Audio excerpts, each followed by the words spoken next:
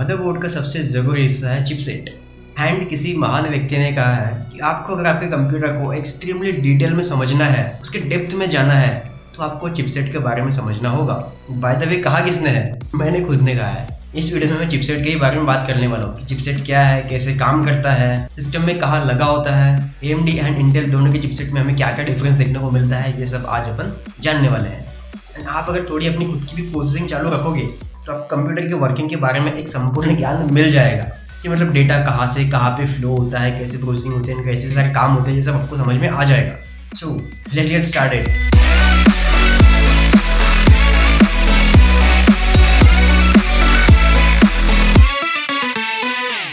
Chipset को समझने से पहले थोड़ा हिस्ट्री के बारे में बात करते हैं, यानी north bridge and south bridge के बारे में। So storage, processor, RAM and graphics card, ये हमारे कंप्यूटर के कुछ इसेंशियल पार्ट्स है। ग्राफिक्स कार्ड नहीं है बट मान लो है। तो एक ज़माने की बात है तब मदरबोर्ड पर RAM slot and graphics card का स्लॉट, ये दोनों हाई परफॉर्मेंस पोर्ट्स कनेक्टेड रहते थे नॉर्थ ब्रिज को। बाकी remaining ports like USB port, SATA ports, DVD read write port, legacy PCI slots, ये सब चीज़ें कनेक्टेड रहते थे आपके साउथ ब्रिज को। एंड साउथ ब्रिज कनेक्टेड रहता था नॉर्थ ब्रिज को, यानी हाई परफॉर्मेंस बसेस कनेक्टेड रहती थी नॉर्थ ब्रिज को and low performance buses connected रहती थी साउथ ब्रिज को। एंड साउथ ब्रिज कनेक्टेड रहता था नॉर्थ ब्रिज को एंड नॉर्थ ब्रिज कनेक्टेड रहता था प्रोसेसर को। एंड डेटा अगर CPU टू रैम या रैम टू CPU अगर भेजना था तब डेटा नॉर्थ ब्रिज के थ्रू होते हुए जाता था। अगर स्टोरेज से भी कोई डेटा रैम में भेजना हो तो वो पहले जाता था साउथ ब्रिज में, देन नॉर्थ ब्रिज में एंड देन रैम में।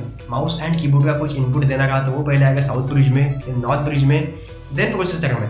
तो ऐसा एक सिस्टम एक ज़माने में हुआ करता था। एंड इस सिस्टम की कुछ लिमिटेशंस भी थी। हमें इस वाले सिस्टम में उतनी अच्छी बैंडविड्थ देखने को नहीं मिलती थी क्योंकि graphics card, processor and RAM इनका आपस में डायरेक्ट कम्युनिकेशन नहीं था, बीच में एक मीडियम लगा हुआ था। दैट्स वाई लेटेंसी भी थोड़ी ज़्यादा थी एंड उस लेवल की परफॉर्मेंस उस जमाने के हिसाब से एब्सोल्युटली ठीक भी थी। बट समय के साथ हमें और भी ज़्यादा बैंडविड्थ की रिक्वायरमेंट पड़ती है। दैट्स वाई इस वाले सिस्टम में कुछ मॉडिफिकेशंस करे गए। अब क्या मॉडिफिकेशंस करे गए? तो देखिए, आपको जो processor, RAM and graphics card, इन तीनों को आपस में डायरेक्ट कनेक्ट कर दिया। इनफैक्ट आज के टाइम में जो आपके NVMe SSDs आती है वो भी प्रोसेसर के साथ डायरेक्टली कनेक्टेड होते हैं। बीच में कोई भी किसी भी तरह का मीडियम नहीं होता।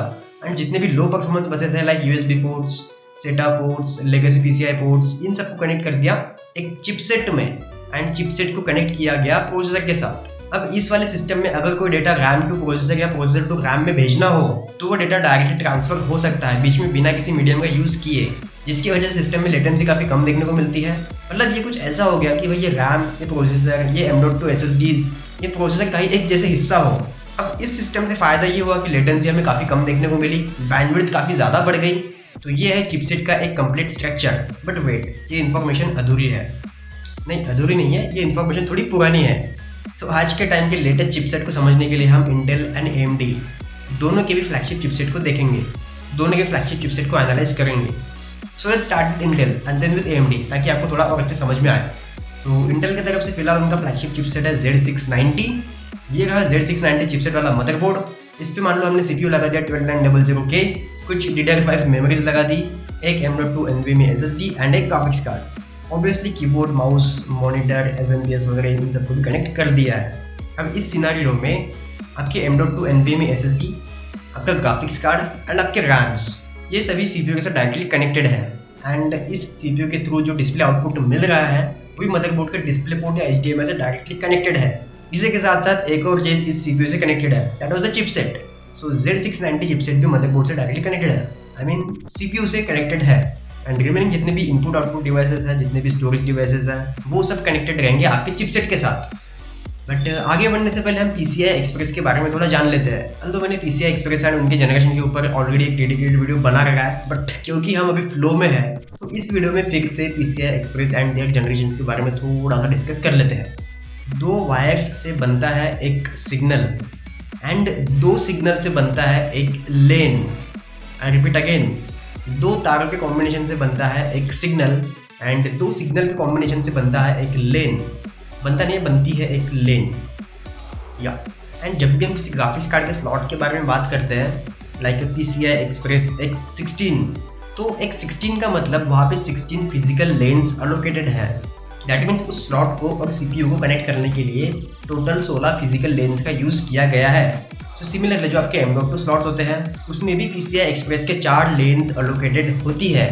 तो PCI Express के पहले जनरेशन की एक सिंगल लेन की स्पीड थी 256 MB पर सेकेंड एंड सेकेंड जनरेशन की PCI Express की सिंगल लेन की स्पीड थी 512 मेगाबाइट्स पर सेकेंड। तो वैसे ही हर जनरेशन के साथ इसकी बैंडविड्थ डबल होती जाती है। सो थर्ड जेन की PCI Express की सिंगल लेन की स्पीड थी 1 GB पर सेकेंड, फोर्थ जेन में 2 GB पर सेकेंड एंड फिफ्थ जेन में 4 GB पर सेकेंड। एंड ये मैं बात कर रहा हूँ एक सिंगल लेन के बैंडविड्थ के बारे में। तो वैसे ही एक ग्राफिक्स कार्ड को कनेक्ट करने के लिए PCI Express के 16 लेन्स एलोकेटेड होती है। अब कोई मदरबोर्ड अगर PCI Express 5.0 के साथ आ रहा है, मतलब फिफ्थ जनरेशन के साथ आ रहा है, दैट मीन्स एक लेन की स्पीड होगी 4 GB पर सेकेंड एंड 16 लेन्स की कंप्लीट बैंडविड्थ रहेगी 64 GB पर सेकेंड। अगर M.2 पोर्ट के बारे में बात करें तो वहाँ पे PCI Express के 4 लेन्स एलोकेटेड होती है। सो थर्ड जेन वाले M.2 पोर्ट की बैंडविड्थ रहेगी 4 GB पर सेकेंड, जेन 4 M.2 की बैंडविड्थ रहेगी 8 GB पर सेकेंड एंड लेटेस्ट जेन 5 वाले M.2 स्लॉट की बैंडविड्थ रहेगी 16 GB पर सेकेंड। हालांकि थ्योरेटिकल स्पीड्स है, अगर 4 GB पर सेकेंड बोला है तो मैक्सिमम हमें 3.5 GB पर सेकेंड के आसपास देखने को मिलती है। एंड जेन 4 में हमें 8 GB पर सेकेंड ऑन पेपर मिलेगा, बट एक्चुअल में 7 GB पर सेकेंड के आसपास मिलती है। ओके, अभी हमने अपने सिस्टम में जो प्रोसेसर लगा है दैट वाज 12900K। अगर हम गूगल पे सर्च करते हैं 12900K एंड इंटेल के ऑफिशियल वेबसाइट पे आके इसकी थोड़ी स्पेसिफिकेशंस हम पढ़ते हैं तो हमें दिखता है कि यह प्रोसेसर मैक्सिमम 20 PCI Express के लेंस सपोर्ट करता है, जिसमें से 16 लेंस तो ले ली इस ग्राफिक्स कार्ड ने एंड 4 लेन ले ली इस NVMe SSD ने। टोटल हो गए 20, मतलब 20 के 20 लेन इस ग्राफिक्स कार्ड ने एंड इस SSD ने ले ली। बट अगर हमने मदरबोर्ड पे देखा है, मदरबोर्ड पे एक नहीं multiple PCI Express X16 slots आते हैं, मल्टीपल NVMe M.2 के स्लॉट्स आते हैं, बट हमारा CPU तो BC सपोर्ट करता है। तो ये बाकी सारे डिवाइसेस को कौन मैनेज करता है? इन बाकी सारी चीज़ों को हमारा चिपसेट मैनेज करता है। मतलब किसी भी मदरबोर्ड पे चाहे वो सस्ता चिपसेट हो या कोई महंगा चिपसेट हो, हमें 20 लेन का सपोर्ट तो देखने को मिलेगा ही मिलेगा। एंड बाकी जो एक्स्ट्रा लेंस का सपोर्ट है वो डिसाइड करता है हमारा चिपसेट। अब मान लो हमारे इस मदरबोर्ड पे 4 M.2 NVMe के स्लॉट्स हैं और हम इनमें चारों के चारों M.2 NVMe SSDs लगा देते हैं, तो एक जो प्राइमरी M.2 NVMe स्लॉट है वो तो हमारे CPU के साथ डायरेक्टली कनेक्टेड है, बट जो रिमेनिंग 3 स्लॉट्स हैं वो हमारे चिपसेट के साथ कनेक्टेड है, जबकि एक्स्ट्रा ग्राफिक्स कार्ड के पोर्ट्स भी हमारे चिपसेट के साथ कनेक्टेड है। अब यहाँ पे भी थोड़ा सा करेक्शन है। अब मार्केट में हर ग्राफिक्स कार्ड 16 के 16 लेंस के साथ नहीं आता। कुछ mid range graphics card 8 lens के सपोर्ट के साथ आता है, तो कुछ सस्ते ग्राफिक्स कार्ड सिर्फ 4 ही लेंस यूज करते हैं। सो ये रहा Z690 की ऑफिशियल कॉन्फ़िगरेशन, जिसमें लिखा है या तो एक सिंगल PCI Express X16 या फिर 2 PCI Express X8। यानी जो 2 ग्राफिक्स कार्ड के स्लॉट्स हैं, अगर आप उसमें PCI Express X8 वाले 2 ग्राफिक्स कार्ड अगर लगाते हो तो वो दोनों CPU के साथ डायरेक्टली कनेक्टेड रहेंगे। अगर X16 वाला एक सिंगल ग्राफिक्स कार्ड लगा दिया तो 16 लेंस का यूज करते हुए CPU के साथ कनेक्ट हो जाएगा, और जो दूसरा, तीसरा एंड चौथा जो ग्राफिक्स कार्ड है वो कनेक्ट रहेगा आपके चिपसेट के साथ। So this is all about Z690 chipset. Now let's talk about AMD's X670 chipset. Okay, so AMD की तरफ से आता है उनका latest and greatest X670 chipset. So मान लो हम एक मदरबोर्ड लेते हैं जिसमें लगा है X670 chipset एंड उसमें हम प्रोसेसर लगाते हैं Ryzen 9 7900X. So इसमें भी आपकी RAM, M.2 NVMe SSD, graphics card and display output, ये सभी आपके CPU के साथ डायरेक्टली कनेक्टेड रहेंगे। एंड मजे की बात, इस वाले सिस्टम में हमें देखने को मिलता है USB 4 का सपोर्ट। सो 2 USB 4 वाले बसेस भी CPU के साथ डायरेक्टली कनेक्टेड रहेंगे। उसी के साथ साथ एक USB 3.2 Gen 2 एंड 2 USB 2.0, ये सारे स्लॉट्स CPU के साथ डायरेक्टली कनेक्टेड रहेंगे, जबकि remaining PCI Express X16 slots, M.2 slots, SATA ports and काफ़ी सारे रिमेनिंग USB पोर्ट्स, ये सब कनेक्टेड रहेंगे आपके चिपसेट के साथ। इस चिपसेट के ऊपर आने वाले मदरबोर्ड्स ऑफिशियली लॉन्च हो जाएंगे, तब अपन इसके बारे में बात करेंगे। तो वो चिपसेट है जो डिसाइड करता है कि आपके मदरबोर्ड पर कितने USB पोर्ट्स का सपोर्ट मिलेगा, कितने एक्स्ट्रा PCI Express स्लॉट्स का हमें सपोर्ट देखने को मिलेगा, कितने एक्स्ट्रा M.2 स्लॉट देखने को मिलेंगे, कितने SATA पोर्ट्स देखने को मिलेंगे एंड कौन से टाइप के कितने USB पोर्ट्स हमें देखने को मिलेंगे। ये सब डिपेंड करता है आपके चिपसेट के ऊपर। अब किसके लिए कौन सा चिपसेट बेस्ट रहेगा इसके बारे में हम इस वीडियो में बात नहीं करने वाले। मैं कुछ डेडिकेटेड वीडियो लेके आऊँगा जिसमें A320M जैसे बजट चिपसेट, B450 या B550 जैसे mid range chipset and X570 and X670 जैसे हाई एंड चिपसेट को हम कंपेयर करेंगे एंड देखेंगे इनमें डिफरेंस क्या है एंड किसके लिए किस सिचुएशन में कौन सा चिपसेट बेस्ट रहेगा। वैसे अगर इस वीडियो में एक शॉर्ट आंसर दूं तो आपको अगर एक एक्सट्रीम लेवल की ओवरक्लॉकिंग करनी है या फिर भर के एक्सपांशन स्लॉट्स लगाना है, मल्टीपल M.2 NVMe SSDs लगानी है, तो उस केस में आप एक हाई एंड चिपसेट वाला मदरबोर्ड ले सकते हो, बिकॉज हाई एंड चिपसेट के साथ आने वाले मदरबोर्ड ऑब्वियसली एक अच्छा ओवरक्लॉकिंग एक्सपीरियंस प्रोवाइड करते हैं।